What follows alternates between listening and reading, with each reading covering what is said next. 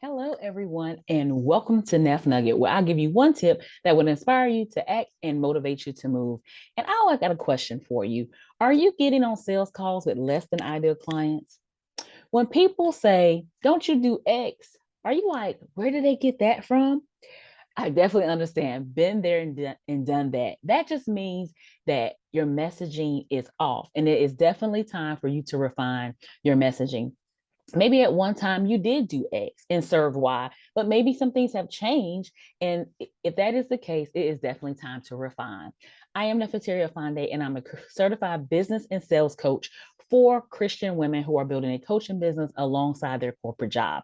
I help them get clear on who they serve and how they serve them, get confident in their sales skills so they can get cash into their business, and God gets the glory. So if you're looking to turn your side business into a thriving income, I am the coach that you need to know. So on today's Nef Nugget, I'm going to be sharing with you 5 ways to refine your marketing and sales messaging. So make sure you get out your Nef notebook. So first, let's define what refine means. In a nutshell, it just means taking small tweaks, changing just a little bit of things to make it more accurate and clearer for yourself. So the first way you need to refine your marketing and sales message is by revisiting your target audience. I know you're sick and tired of doing all those target audience exercises, but as you get more experience and serve more clients, you're going to constantly be refining that and cultivating that and molding that into the ideal client for ideal client for yourself. So I want you to make sure that you are currently attracting the right people, and who you're currently attracting is the people that you want. You can't just assume, because at one point that they're the same. You can't assume that who you attracted back when is the same people you want to attract now, or even just people that you just attracted a few months ago is the same people you want to attract now.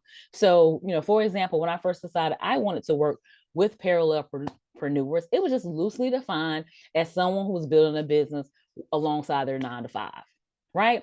And as I talked and engaged and worked with different clients, I realized that I needed to tweak that description a little bit more, right? I started to refine who is that ideal someone?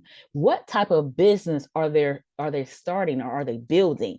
What is their 9 to 5? Is it any job? Is it in a certain industry? Do they have certain titles that they hold in the positions that they are in their job? So I encourage you to do the same. Revisit your target audience.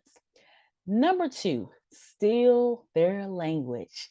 Yes, once you refine who your target audience is, you want to start to use their words.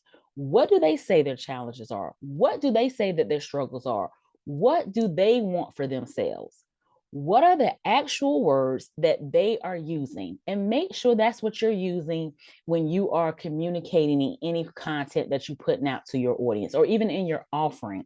If you don't know what they're saying or what their current challenges are, interview some potential clients, right? And ask them the questions to find out what those challenges are, and make sure that you're writing down their words, especially exactly how they're saying it, so that you can utilize that in your marketing and sales messaging. And the best way to do that is to get it right out of their mouth. So I strongly advocate for you to interview some potential clients or some past clients so that you can make sure that you're getting their exact words. And number 3, refresh your market research. I know some of you like, I've done market research already. I don't want to do it again. I know, but in business, you're going to constantly be refining and tweaking things. And so it's okay.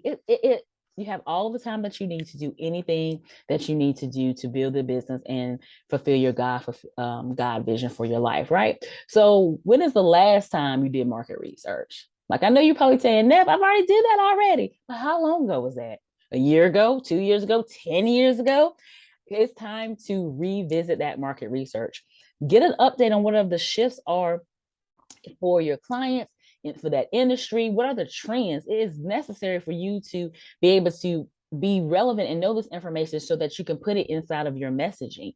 All you got to do is really do a quick Google search, right? You can try something like top whatever year trends in this XYZ industry and see what comes up. And then utilize that as a way to see what is top of mind right now for your ideal clients? What are some of the common things that you may find in that information? And then how can you put some of that information that you find into your messaging so that it resonates with your ideal clients? Number 4, value proposition. Now, I want you to be, once you got clear in the market, I want you to ensure you know your value proposition and make sure you're adding that as well to your messaging, and make sure that it's relevant to what your ideal clients are currently going to. Relying on what they face rather than what you have to sell is a much better way to engage your clients. Let me say that again. Relying on what they face rather than what you sell is such a much better way to engage your clients. And when you think about your value proposition, it definitely should mirror what your buyer needs to see, in themselves, in that landscape. What are they actually going through, right? So make sure that you're making sure that messaging is hitting on those things for them. And number 5, I want you to narrow your focus.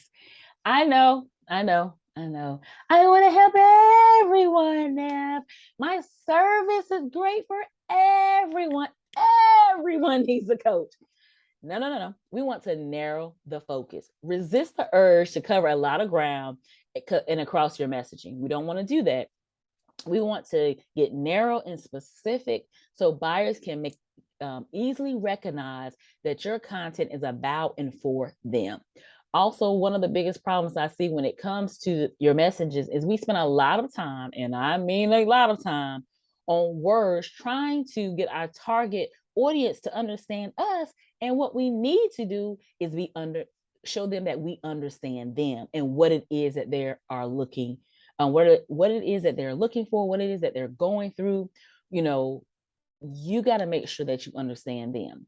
And you can't go so broad or so generic when it comes to your messaging that you are missing the mark and you're not getting the response that you want. So if you narrow the focus and set a messaging for your target audience, and some of you may have 2 different audiences, but set that specific messaging for that specific audience, and then watch how relevant and engaging your audience will be with you when you narrow your focus and get very, very specific. So let me recap for you the 5 ways to refine your marketing and sales messages. Number 1, revisit your target audience. Number 2, steal their language. Number 3, refresh your market research.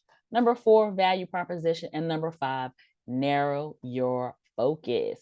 So if you're a Christian woman and who is building your coaching business alongside your corporate job, and you're looking to turn that side business into a thriving income so you can eventually leave your corporate job, apply to work with me at bit.ly/book with Nef and select discovery session. I pray for profits and blessings over your business. And until the next time, be profitable and be blessed. Bye for now.